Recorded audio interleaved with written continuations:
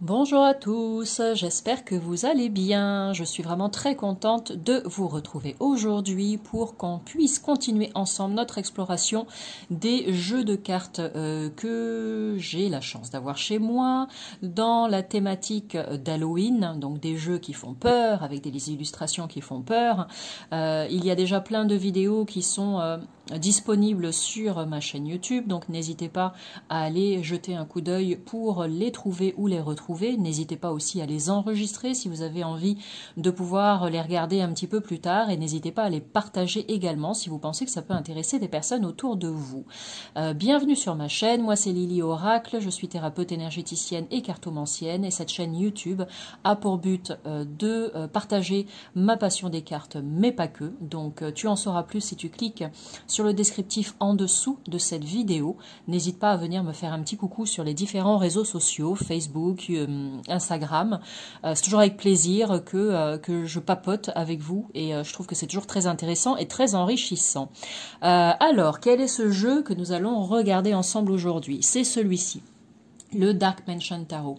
Je dirais qu'il fait partie du top 10 de mes jeux favoris, non pas que dans l'univers d'Halloween, mais d'un point de vue général. J'aime beaucoup ce tarot, je trouve que les illustrations sont incroyables, qu'il y a plein de détails hyper intéressants dessus, et pour moi qui ne suis pas une grande spécialiste du tarot, eh bien j'avoue que je trouve celui-ci plutôt facile à utiliser et intéressant à utiliser pour les personnes qui débuteraient par exemple, ou les personnes voilà, qui sont vraiment au début de leur apprentissage du tarot. Selon moi, il peut vraiment être utilisé comme un oracle, je dirais. Alors, je vais me faire taper sur les bouts des doigts par les amateurs de tarot, mais pour moi, il n'y a pas, comment dire, c'est mon point de vue, pas de restriction et pas de limite. Si toutefois vous adorez un jeu de cartes et que c'est un tarot, mais que vous n'y connaissez rien, ne vous privez pas de l'acheter ou de l'utiliser uniquement parce que c'est un tarot, donc il faut l'interpréter à la manière du tarot. C'est mieux, bien évidemment, mais si au début, pour l'appréhender, vous avez envie juste de faire confiance à votre intuition et de voir comment les cartes vous parlent, eh ben c'est super, allez-y, ne vous en privez pas et faites-vous plaisir, d'accord? Moi sur cette chaîne, c'est ce que je prône, l'apprentissage, la découverte et surtout et avant tout l'amusement. Donc le Dark Mansion Tarot, j'en profite aussi.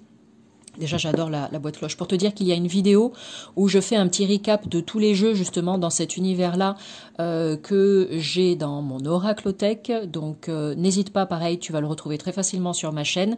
Et sur cette vidéo, je te mets tous les liens des vidéos, pardon, qui sont déjà disponibles sur ma chaîne dans cette thématique. D'accord? Donc, vas-y, pour la recherche, c'est peut-être plus simple.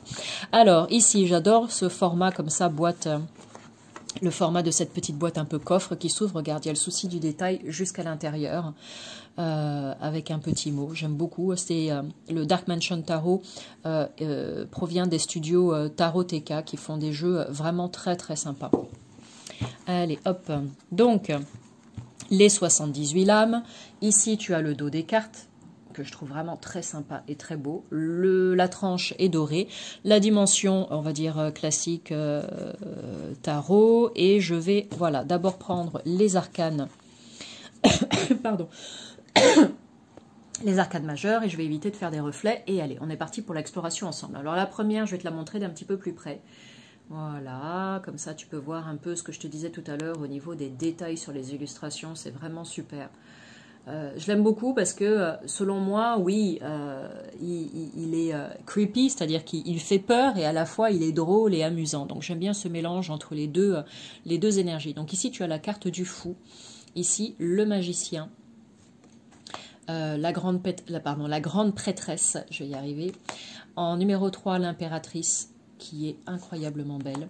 Ici on a la carte de l'empereur, ensuite tu as le pape, le hiérophante. The Lovers, les amoureux, le chariot en numéro 7, la carte de la force. Ici tu as l'ermite, la roue de la fortune, la justice. Ici le pendu, La carte de la mort que j'adore. Il est en train d'attendre, on ne sait pas. Je pense qu'il a attendu trop longtemps son rendez-vous. Elle n'est jamais venue et zin, zin, zin, zin. Et il est allé siffler là-haut sur la colline. Ça me fait un petit peu cet effet, quoi. Ici, la carte de la tempérance qui est très très belle avec ses jolies ailes. Ici, la carte du diable.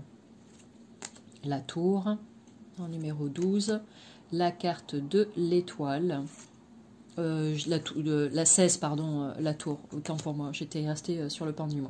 Ici, la carte de l'étoile, la carte de la lune, le soleil. Ici, le jugement, avec ses mariés. Et pour terminer, la carte du monde, qui est vraiment très très belle aussi. Donc ça, c'est pour les 22 arcanes majeures. Maintenant, on va aller regarder les lames mineures. Et donc, tu l'auras compris, tu vas le voir, c'est sur le principe du Rider-Waite, c'est-à-dire que pour les lames mineures, tu as des scènes de vie, des illustrations sur chacune des cartes, d'accord? Moi, j'ai une préférence pour la lecture du Rider-Waite qui me semble plus facile, surtout quand on débute, mais après, voilà, chacun choisit son camp. Ici, donc, on est dans la série d'épée avec l'as d'épée, le 2 d'épée, le 3, elle est vraiment très jolie celle-ci avec le cœur. Allez, je poursuis 4. Voilà, je vais faire défiler tout doucement, comme ça te laisse le temps de regarder. Tu n'hésites pas à faire un petit arrêt sur image. Il y a une carte en particulier qui t'interpelle, bien évidemment. Hop, le 10, le page, le cavalier, la reine et le roi. Ensuite, on bascule sur la série des pentacles, des écus, avec l'as. Ici, pareil, on continue le 2. 3. Hop. Je ne sais pas ce que tu en penses, toi. Je ne sais pas si tu connaissais ce jeu déjà ou pas. Mais voilà, j'espère que tu auras, tout comme moi, le coup de cœur. Hop, le 9. 10, la famille. Le cavalier, la reine et le roi. Ensuite, hop, on passe à la série des bâtons avec l'as de bâton. Le 2. Le 3, quelle direction prendre? Le 4, 5, 6, 7,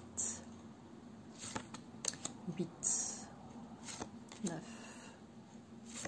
10, le page, le cavalier, la reine et le roi.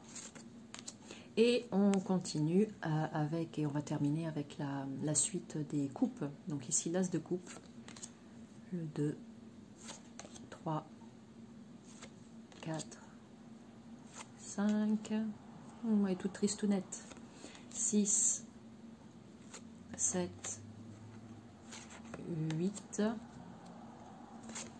9, 10, ici le page, le cavalier, pardon, la reine et le roi qui se regardent, tu vois, c'est sympa. À votre bonne santé, ma chère et tendre. Hop. Et donc voilà pour les arcanes mineurs. Bon, et bien écoute, je pense qu'on est tout simplement arrivé au bout de cette vidéo de présentation. Donc j'espère que ce jeu t'a plu.